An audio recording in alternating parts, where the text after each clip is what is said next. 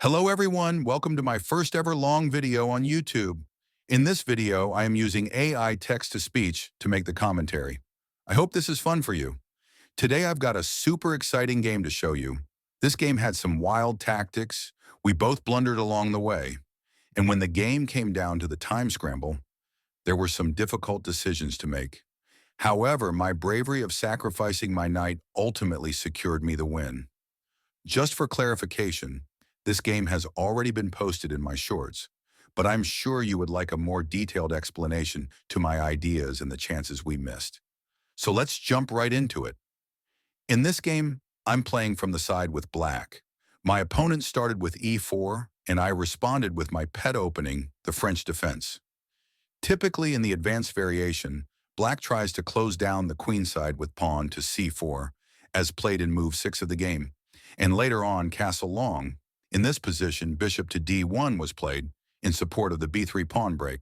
However, this move allows black to trade off the knight for the bishop by force. In this case, black benefits from the trade. After the trade took place, I brought my second knight into play, still aiming to close down the queen side. On move 16, I castled my king to the queen side, and the middle game begins. As we all know, opposite side castling most often leads to absolute chaos on the board, and this game is no exception. I quickly started a pawn storm while my opponent wasn't really doing anything. I got a better position quite soon. However, the move g3 was simply too hurried. It was like a mind slip, and I missed after takes and pawn h3 stops advancements on the king side. Probably I should have went for f6, and after the exchange, I can bring my queen over and take advantage of the f-file as well. And of course, the pawn break idea still exists. I definitely did not play all that well in the following moves. I helped my opponent open up the e-file, and afterwards, I went for a piece maneuver that I did not fully comprehend before doing. Even though this idea was approved by the engine, I simply thought I should counter the attack on the e-file with my rook. However, I missed that in this position, there is the resource queen to b3, breaking apart the white position.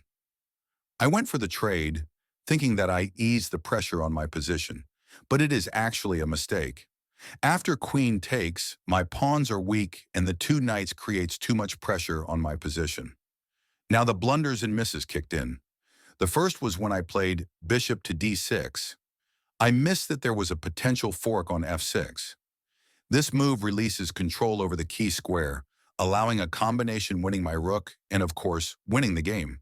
However, my opponent played the mysterious rook a1, giving me another chance to protect myself. Yet again, I failed in this attempt. Here I missed the even more fascinating tactic knight takes c4. This move opens the queen to target a6, again forking my king and my rook. But again, my opponent misses it and takes the free pawn on g3. This move is so bad because this leaves the c1 bishop defended only by the rook. This weakness is exploited by knight b3, the only move that saves myself, and I found it. After rook b1 and bishop g6, taking advantage of the pinned knight, I secured the advantage again by trapping the rook. My opponent fights back with knight f6, targeting my rook. Yet this allows one of the most brilliant tactical sacrifices I've ever played. The stunning knight to d4 was played in 27 seconds, when I only have 1 minute and 11 seconds in total. At that time, I did not calculate clearly. All that I saw was the obvious pawn takes. After a series of captures, I end up down 2 pawns, but with the bishop pair and connected pass pawns in the center.